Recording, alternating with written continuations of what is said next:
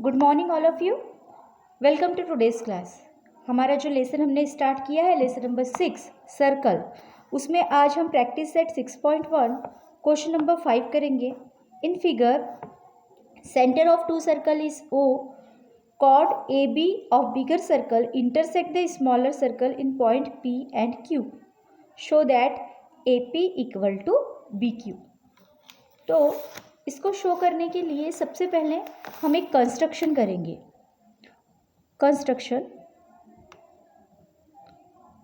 हम एक perpendicular draw करेंगे सेंटर से कॉर्ड पर, ओ एम करके एक परपेंडिकुलर ड्रॉ करेंगे। Draw segment O M perpendicular to chord A B such that A dash M dash B। अब हम एक एक सर्कल करके लेंगे। प्रूफ में देखिए, फॉर स्मॉलर सर्कल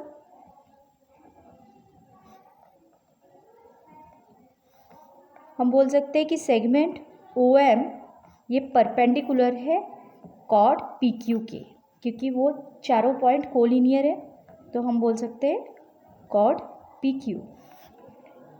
हमने कंस्ट्रक्शन में ये लिखा है। तो अगर सेंटर से कॉर्ड पे परपेंडिकुलर ड्रॉ होता है तो वो कॉर्ड को बाइसेक्ट करता है, तो PM इक्वल टू क्या हो जाएगा, MQ। Reason, the perpendicular drawn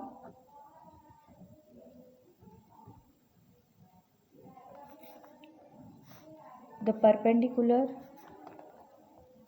drawn from the center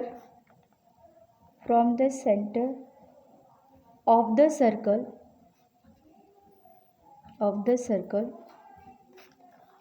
to its chord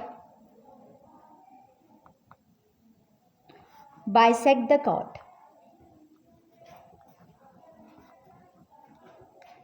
इसलिए ये दोनों डिस्टेंस सेम हो जाएंगे। This is equation number 1। अब हम सिमिलरली फॉर बिगर सर्कल के लिए भी हम वही लिख सकते हैं कि segment OM is perpendicular to chord, bigger circle की कॉर्ड AB है, परपेंडिकुलर टू कॉर्ड AB। तो यहाँ पर कौन से डिस्टेंस सेम हो जाएंगे, AM is equal to MB, therefore AM is equal to MB। तो अब यहाँ पे देखिए AM अगर हम लिख रहे हैं तो APM ये तीनों कोलिनियर पॉइंट है, तो AM के लिए हम लिख सकते हैं AP प्लस PM।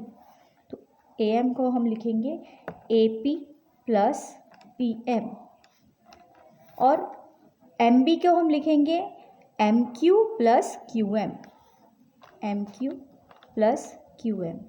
क्योंकि A dash P dash M ये तीनों पॉइंट कोलिनियर और M dash Q dash B ये भी पॉइंट कोलिनियर है।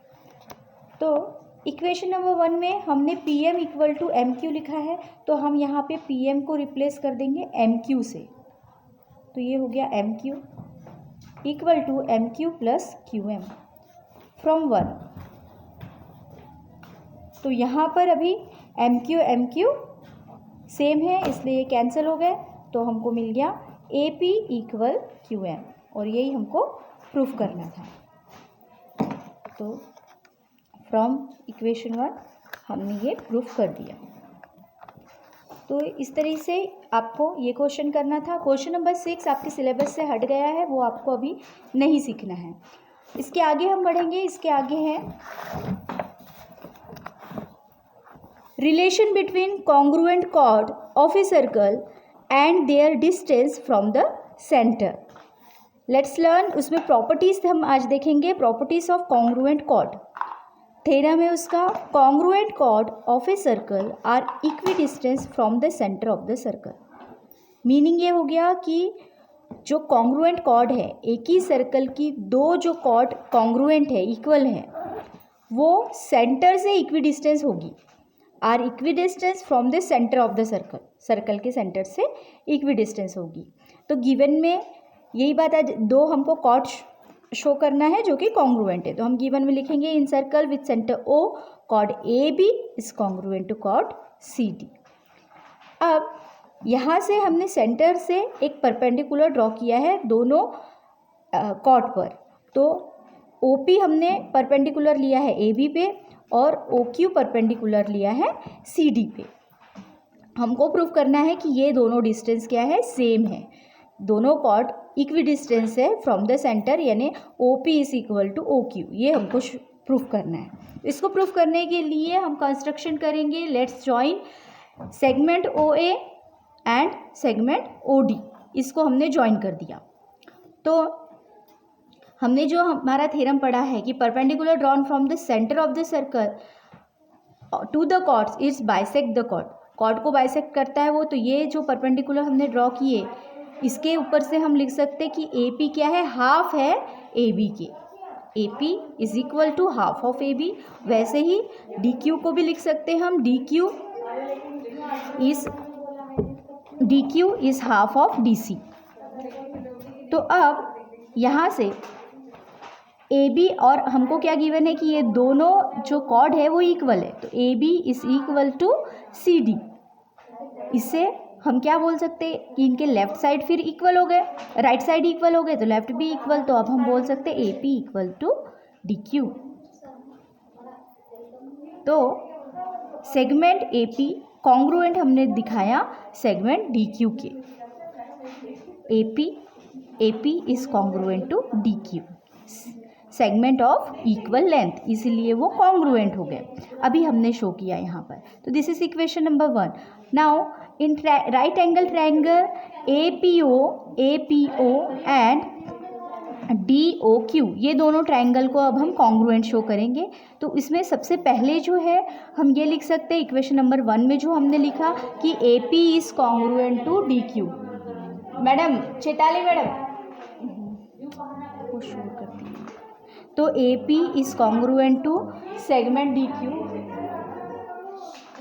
Q and hypotenuse O A, यहाँ पर ये जो है ओ ए और ओ डी ये दोनों हाइपोटेनस है, 90 डिग्री के अपोजिट साइड से हाइपोटेनस है, तो वो और एक ही सर्कल के रेडाई है इसलिए वो भी congruent, radii of the same circle reason आएगा। तो हाइपोटेनस साइड टेस्ट से हम ये दोनों ट्रायंगल को कॉन्ग्रुएंट बोल सकते हैं।